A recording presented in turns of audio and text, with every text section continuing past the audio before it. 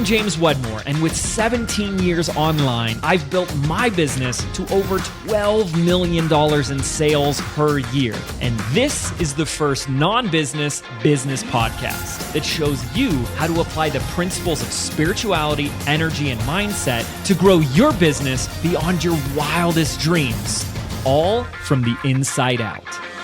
This is the Mind Your Business podcast. All right, friends, we're here in the studio with my friend, Nick Demos. Nick, how you doing? I'm great. It's so great to be here in Sedona with you. Yeah, thank you so much for being here. I wanted to get you on the podcast, and I have to start with this story because I think this is just so cool and such a testament to your work and what you do. So if I can share a little behind the scenes story is every year at Business by Design Live, BBD Live, we have some of our clients go through a whole process that we call Breakthrough of the Year. And what they have to do in front of 1,000 people is get up on stage, and what is this, 4 minutes, I think? 4-minute timer, 4.5 minutes, something like that. To each, in 4.5 minutes, get on stage and share their story. The ups and the downs, the trials, the tribulations.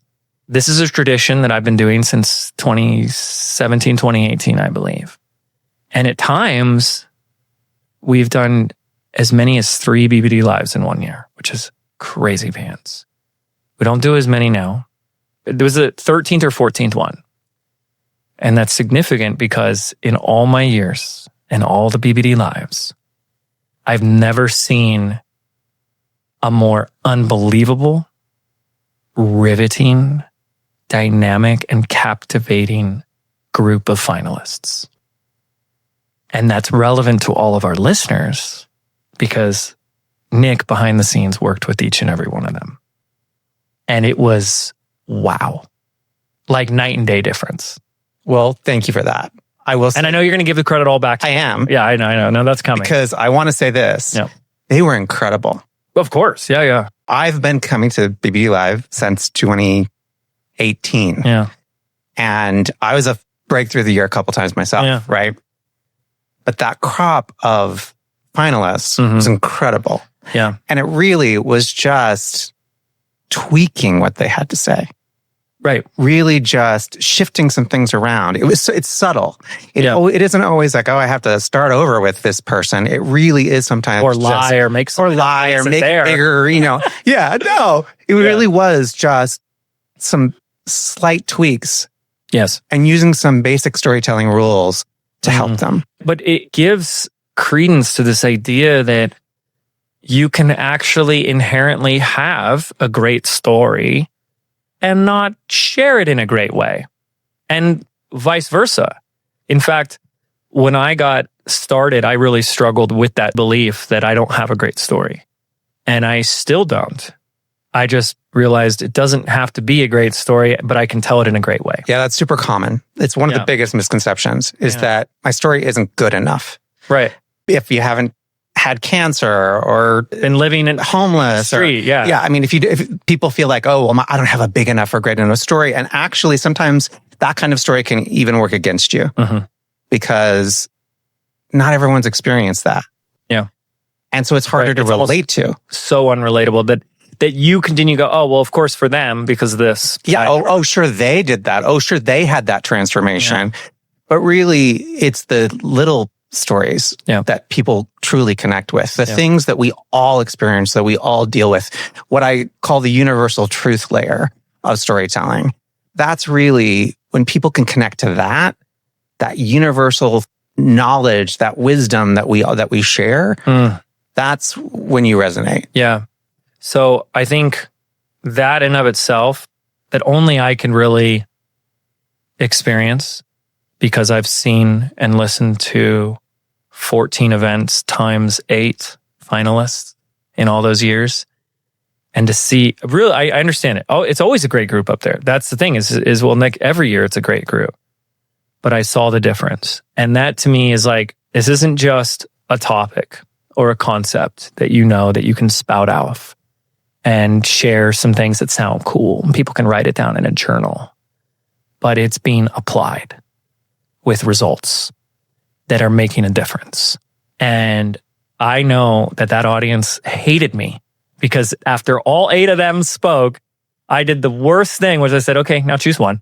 Yeah. Choose one. Yeah. And they couldn't do it. It was really, really, really hard because every person just shared a story that just, wow. It had to have been close. It had to have been. It was because close. It was truly remarkable. And the closest to the person who's in first, second versus 8th had nothing to do with the actual results that they got that year, which means the winner didn't go to the person that had the biggest numbers or the biggest comeback or went from 0 to 1 million. It had nothing to do with that. And everything else gets to come out in the story, which you so masterfully got them to apply. Well, really, that's about their beingness. Yeah. As much as it is about the structure that we just talked about and the little tweaks, it's about really tapping into their uniqueness. Yeah. That's really what you want to do when you're sharing your story is how is your story, who you are, unique in the world? How do you, it's like positioning yourself in many ways to be that unique human that's sharing your experience. Yeah. This is what I want to unpack with you today. I want to talk about this because in a world of marketing and funnels and strategies, it's becoming harder and more rare that this topic is talked about, that it's put in the forefront as something important. I teach my clients a little storytelling. It's not my forte. And I started seeing really quickly that in teaching them, we would give them some frameworks and things and then say, okay, let's demonstrate it live. I hate to say this, but I was like, oh my goodness. Some people are really bad at telling stories. That's separate from a great story and our ability to tell it. Yeah. Right? Very much so. And so I want to dive in and with you today and look at it, all the different ways and routes and avenues around this concept, because I want to stress to our listeners that telling a great story is more important than you've given it credit. Probably even more than you will give credit to it. I think you'll do a great job of proving how important it is, and it will still not fully serve it because there's just something inherent within all of us where we are connected through a great story. Yeah, because that goes back to the ancient times, right? I say that thought leadership, as we know it, is dead. It's over because it's based on information. And information now is at the click of a button. AI, you can grab it and get. And so when if you're just creating a framework now, that's not enough. And we're really moving into a new age, which is what I'm calling being thought leadership, because it's who you are and the stories you tell. And the reason for that is that it's like ancient wisdom for modern times. Yeah. We're going back to sitting around a fire at the cave, like we did. The original thought leaders were the storytellers. Yeah. And Jesus was a storyteller. Jesus, parables. Yeah. And we sat around these caves and we told stories. Then at that time, it was about the prey. Did we get it or we did not? Why are we eating dinner? What are we eating dinner? We don't have dinner. Why don't we have dinner? And they would be these stories that the leaders of the community would tell. And what happened is our brains developed to hear stories, to listen to stories, to connect. And there's something called neurocoupling that happens when the person that's sharing the story and the person that's listening, their brains actually sync. The only way that happens, only way is through storytelling. And that's why it's so important. And the more we get into AI, the more we get into technology, the more disconnected we get to our humanness, the more important this is going to become. The more people will, and I couldn't agree more, the more they will crave it. Yeah. They'll be having it less and less. And they'll experience the dearth, the lack of it, and will be looking for it in those people that can share those stories. We're experiencing that in society now, right? In the fact that after COVID, we were so disconnected from each other. We did have our screens, thankfully. We did have Zoom. Amazing. But we craved being back together with humans, and we need it. It's a healing mechanism, a healing modality. And so storytelling is that as well. It's actually a healing mechanism. Yeah. I couldn't agree more that with the emergence and integration of AI, the ability to connect and obviously the argument we're making here, and I couldn't agree more, is that storytelling is the most effective way to do that, will become absolutely essential. Did you just drop my dominant belief? I think I did.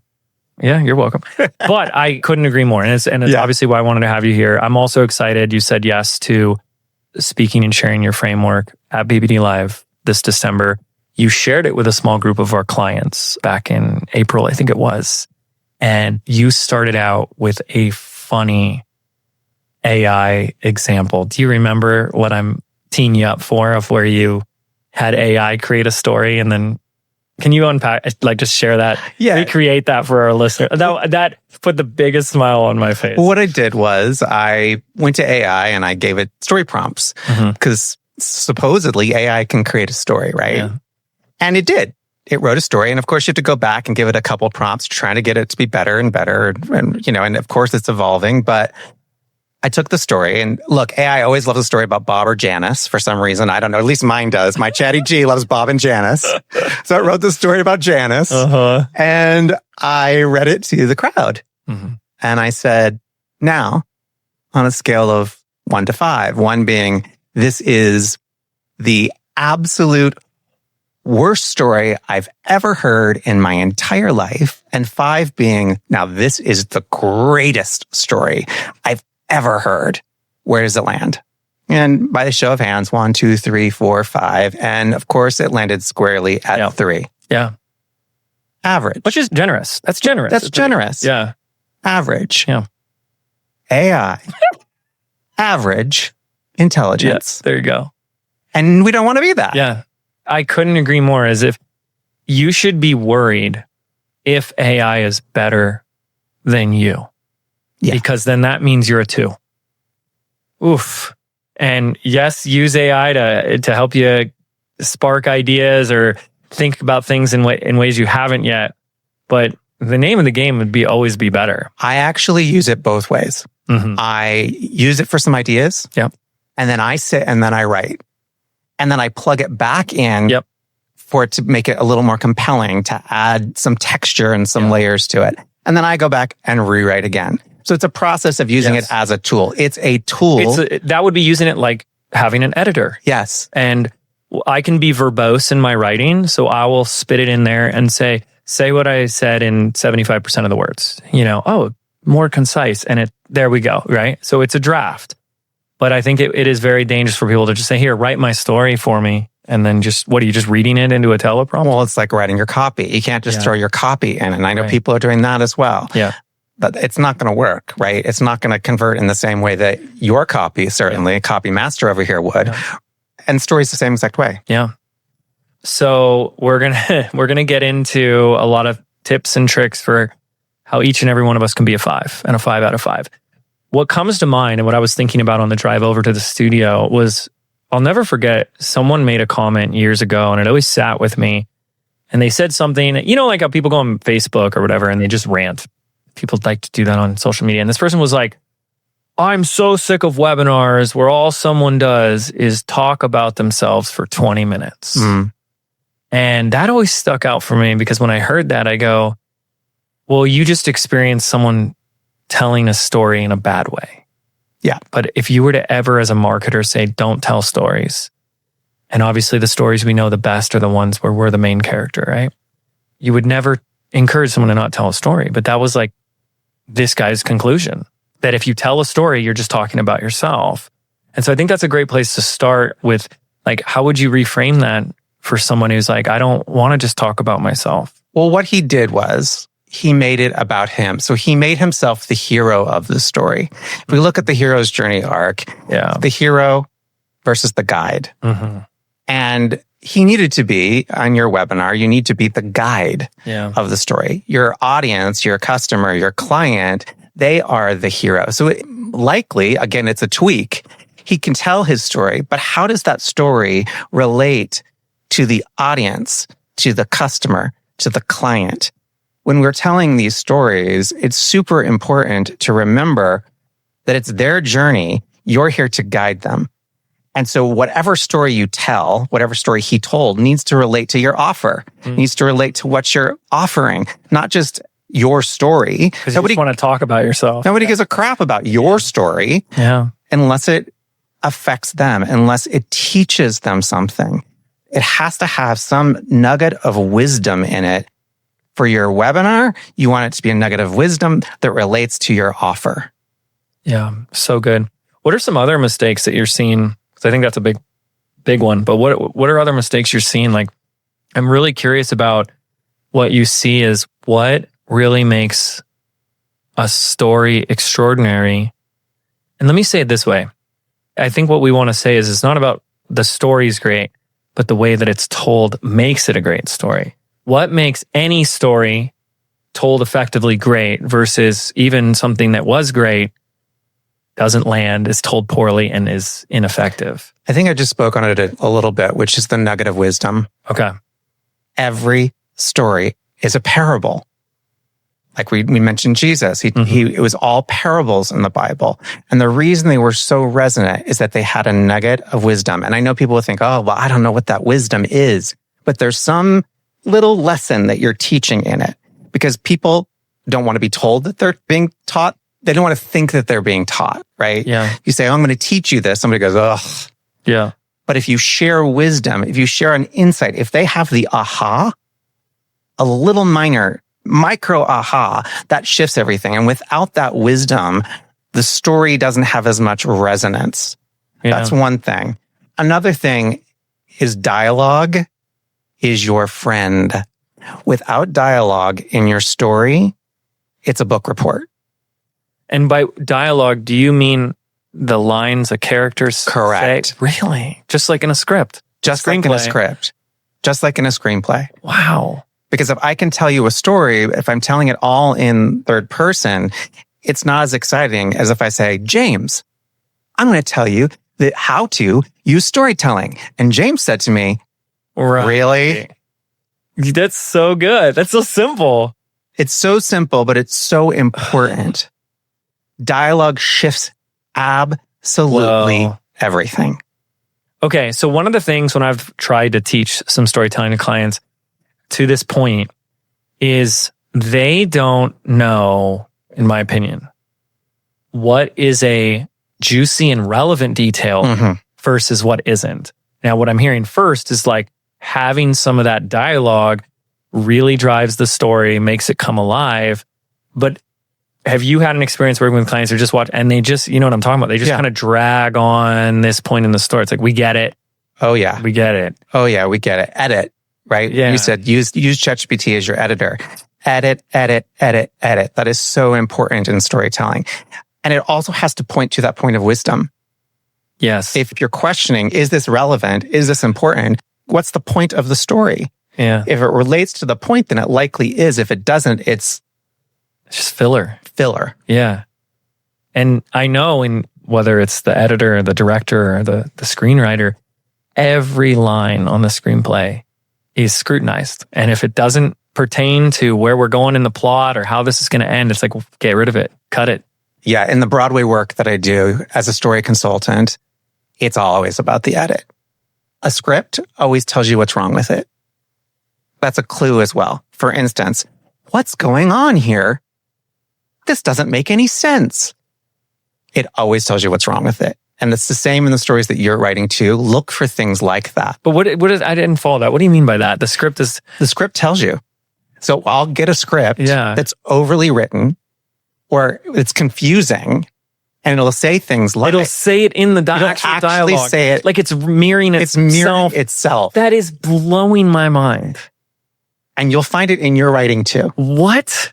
Like it's leaving clues in the dialogue. The story leaves the clues. And so I go in and I'll see it and I'll be like, okay, here's your problem. Because you're telling me what your problem was without you even realizing you're telling me what your problem is. It's like the story's the story speaks for itself. Oh my goodness. Wow. So what would be another example of that? So like, obviously if someone's like confused in the story, it's confusing. It's confusing. But if they're just like, anything they're saying could be also something that's describing, I'm bored. Yep. It's like, this is a boring story. This is a boring story. Oh my gosh. That is that's blowing my mind right now. Yeah. Wow. You'll notice that when you watch movies, right? If you sit and watch a movie and the characters are like, what's going on here? And you're sitting there and you're going, yeah, what is going on here? Why is this happening? We need to rewatch this movie because, Jenny and I are huge movie buffs. And we started watching a movie last night. I hate to throw any people under the bus here, but it's the new Mark Wahlberg movie. And it was like popped up on Prime. And the first thing we were saying within the first 10 minutes was like, this is like the worst writing we've ever seen. Like the dialogue was and I'm like, now with this lens, I need to go back and see that because it was so cheesy. It was so bad. And I was like, there's something so off about this, but I couldn't really put words to it. That's so fascinating. I really live by that rule that the story always tells you what's wrong with it. If we were to bring this into like the online expert, the coach, the personal brand, what do you think they're doing or what's in or not in some of their stories that would make it not land or it would be a 3 versus a 5? Yeah, I think dialogue is key. That's definitely cool. That is definitely one of the things that I most often see missing is dialogue because it makes it come alive for sure. And what a great hack. That's so good. That wisdom has to be there, but at a very basic level, concrete details, sight, sound, taste, touch, smell. Mm-hmm. That's the baseline. If you don't have that like sort of baseline of detail, then people get bored. Yeah. And then it just doesn't engage. Yeah. And having that ask yourself, as you're writing these stories, do I have that at least? That will take you from a 2 to a 3 or a 3 to a 4, just simply by having that. Yeah. So some people either go too broad, too chunked up. Chunk up or chunk it down, right? Or they go way too much. Correct. Detail. Are you overly detailed? Yeah. The type that, wants to write a novel, because that's not what we're writing either, right? When it gets too flowery and stormy night. And that's me. Okay. I have that. That's my tendency. Okay. Is I like to give all the details of, and the sweat. Smell. The sweat was pouring down my cheeks as I, that's the kind of. Save it for the best-selling novel, Nick. Yeah. Right? It's awesome. So you see that and you're like, I need to. I got to pull it back. Yeah. But then there are those that need to chunk it up, Yeah. as well, that are just giving sort of that. Oftentimes, like when I work with clients that are like in the financial industry, for instance, or a lawyer, they do that very like technical jargon and people zone out when it's just technical jargon. Right. I had a client, she works in financial services and I said, these terms that you're using, does your client know these terms? Because they were like industry terms, right? And she said, oh my gosh, Nick, I guess they probably don't.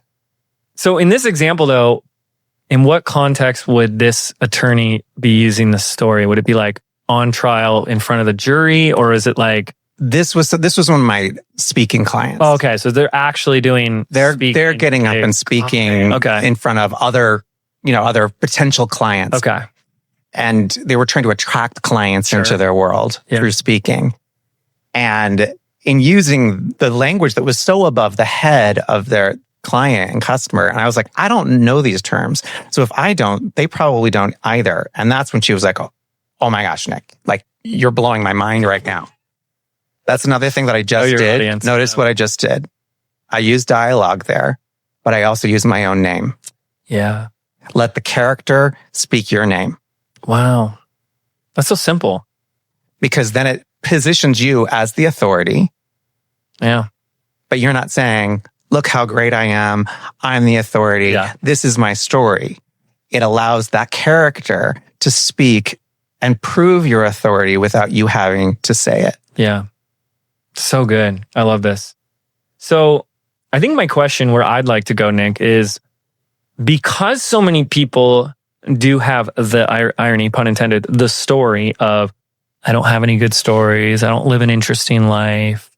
And I really want to like squash that one. Lies. Like it's so not true. Yeah, it's not. Because I can tell you a story. If you just give me a day of the week, obviously my memory would have to be great. I could tell a story from that day. I'm going to tell a story right now, by the way, that Jenny just told. And this just happened to me yesterday, which is I lost a necklace of mine. And it was really special and personal. And long story short, in meditation, I got a vision of where it was. And I go, no way. And sure enough, what I saw was under my bed. And I go, Jen, and she's like, I'm too tired. I'm not helping you with this tonight. She goes, if you want my help, I'll do it tomorrow. You did it in a very gentle way. You were like, do you want to do it tomorrow so I can actually help you with this? I was like, no, I'm doing this now. We are looking for it. And I had to tear up the mattress and the whole bed frame. And I got out a metal detector, like a little handheld one in our giant shag carpet. Shut up. There it was. For 9 months, this was gone. And I would like pray every day that it wasn't gone and I would find it again. That's just a Sunday, you know?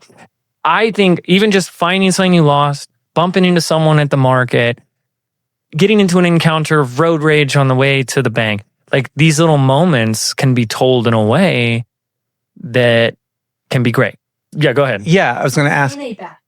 She was in the bath already. She wants everyone to know that I was never going to ask. I never expected you to get out of the bath. Oh, if I were in a toilet bath, I'd be like, no, James. But she's so good because she was just like, would you like to do it tomorrow when I can actually help you? And I'm like, no, this is happening now. I got the vision. We're doing this. Okay, sorry. Go ahead, Nick. When have you ever lost something in your business? You mean more metaphorical than literal? Yeah. Because then you tie the story of the thing that you lost to what you've lost in your business and boom. And sometimes you never really lost it and it was there all along. Correct. The answer that's it. So this is what I wanted to ask. I said all that not to talk about my stories, but to get past anyone here saying, I don't have any good stories. Well, that's a story. You turn that into a story one day. But what is the process that someone could start to go story hunting in their life? Yeah. Story banking. Story banking. So really, it's lessons learned. Mm-hmm. So you start there. I start at lessons learned. Yeah.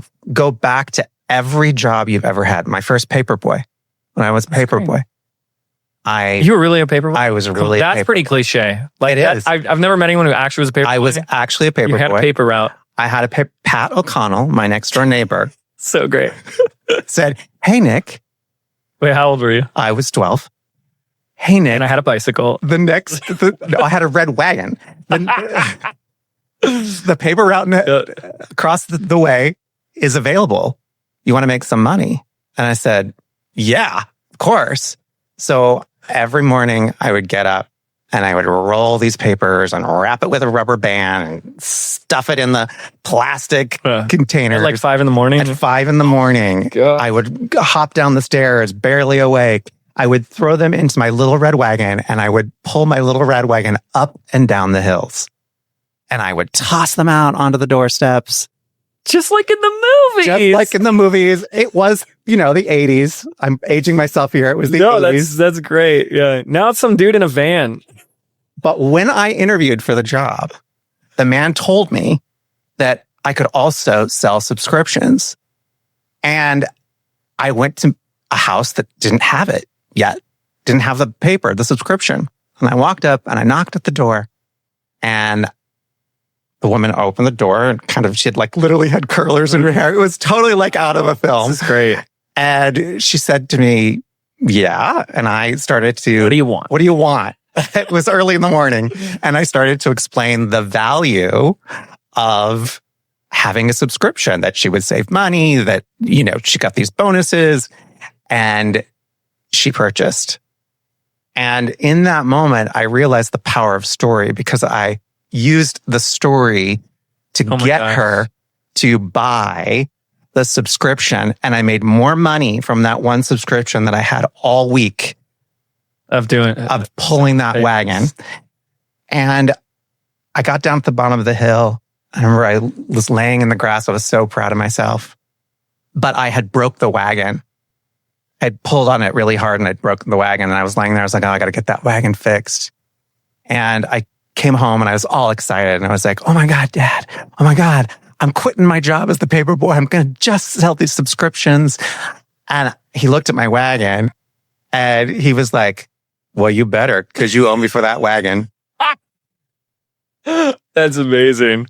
So I learned the value of dollar and the power of storytelling.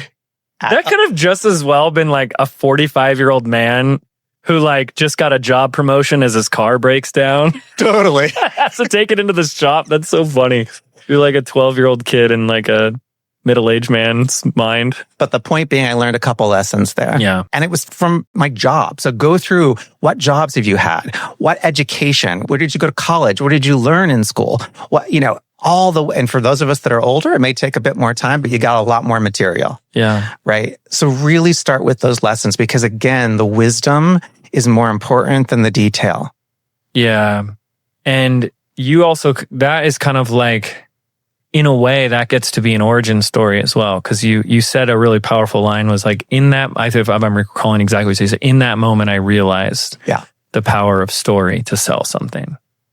And that becomes the origin. Yeah. In that moment, I realized is transformation. Yeah. Right. So it is the origin. That could be my origin story of storytelling for sales. There was a metaphor in there of like a choice in life to do the hard work, get up early, drag, all the papers everywhere and with something falling apart, or learn a skill and it becomes easier and you get paid more. Yeah. I mean, the allegory is there. The theme is all there. As well. And that's what makes it a great story as well. Like you said, the nugget versus, and then the wheel falls off and I'm going down a hill and I get almost hit. It's like, it doesn't have to be crazy like that. Yeah. There's layers to stories, right? And that's really what you're getting at. Yeah. I say there are 5 layers. There are just these layers that you really dive into. Yeah. And that's really important to touch on, because you're right. I think when people are ineffectively telling a story, they're not telling a story. They're just regurgitating the facts of what happened. Yeah. And that's just like surface level. And it feels flat. It's like, I don't even know why you're telling me this story. Which is why there's that old adage of facts tell, stories sell. Yeah, so true. Totally. Oh man, that's so good. Okay, so we're story banking. I love this of, you can go to key points in your life, but you could also just be like, what are the lessons that I want to pass on to my students? And when did I learn that? And when did I learn it? And then what is the story around that moment? The more specificity is your friend. Yes. The more specific you get, the better. Yeah. Notice I talked about the red wagon, the pulling it up the hill. There's these specific beats. But let's play devil's advocate. Where would the line be where in that story, it would have been superfluous information, too much, like irrelevant? Now it's dragging on. Yeah. What would that look like? You would have known. I would have. Yeah, I know. I would have sensed it and felt it too. Yes. Right. I would have, if your audience begins to fade off, look away. You'll feel it. You feel it when you're telling it. In writing, it's a little harder. Right. Yeah. But the details matter, but to a point. Yes. That's what you're getting at. How do you know if it's too much? Yeah. And it's too much when it's too much. Yeah. And you have to figure that out. That's a practice. I've told that story before, right? I tell it different every single time I tell it. I don't ever tell the same story the same twice. Yeah. And I do want to get into that a little bit because I have some questions around there. But like an example would have been, what was the boy's name? You said his full name. Patrick O'Connell. Patrick O'Connell. If you would have said, now he also had 2 other jobs that he was doing over there. There you go. Irrelevant. What is that? Not important to the story. You didn't tie it into the end of the story. Yeah. So why are we just going to... Well, and that's what people do. They go, well, Patrick, he was a good lad because he was working 2 other jobs. He also, he worked for my uncle. Right. It also goes back to the point of wisdom. Pat was not important other than he was the conduit for me to learn the lesson. Yes. Yeah. But the fact that he had red hair and the fact that, like, who cares? Okay. So what I'm hearing is like, and that's what I want to get through is like a process of like how you'd come up with how to flush out the full story. But what I'm hearing is in the editing and in the whittling away, it's, if it doesn't connect back to the nugget, the wisdom, the takeaway, the theme, why is it there? Correct. That is really the key. Yeah, that makes a lot of sense. So let's say I've story banked and everyone's different, but what is your process of going, okay, I have this story, the red wagon story. What's your process of flushing that out? You write? Do I write? You would write it out first? I do write it out. Yeah. I do write it out. Sometimes I just speak it into a recorder. Okay. Because I'm a verbal person. I'm a speaker, by trade. I speak on stages. Right. So consequently for me, speaking is really important. because the way I write and the way I speak are different. So where's this going? Right. If it's going into something that's going to be written, let's say it's for my sales page or in a book or what have you, then I will write it. But if it is for the stage, if it is for a podcast interview, then I'll speak it. Because it's the way in which I might frame it is slightly different. We just write and speak slightly differently. I know. I noticed that about myself too. That's interesting. So for someone who's like, okay, yeah, I want to share this in my webinar or something, what is like a process you could start to encourage them? Because what I don't want them to do is just like, oh, I'll just tell the story for the first time on this webinar in front of 300 people. Not a good idea. Probably not a good idea. Like I could do it today because I've had right before I go live, whatever, I've had, oh, I should tell this story. And I've never told that before and I can do that, but I have a lot of practice at this point. If someone's new, what could they be doing to warm up, I guess? Yeah. I always say start small, practice with your family. Yeah. Who's living, let them hear the story, see where their reaction is. Where are they getting bored? Where are they tuning out? Ask them for some feedback. So good. Right? Then maybe a smaller group before going on to 300 people on a webinar. Yeah, Zoom. Right? They build over time. There are people that need to write it all out. They feel way more comfortable, but don't memorize it.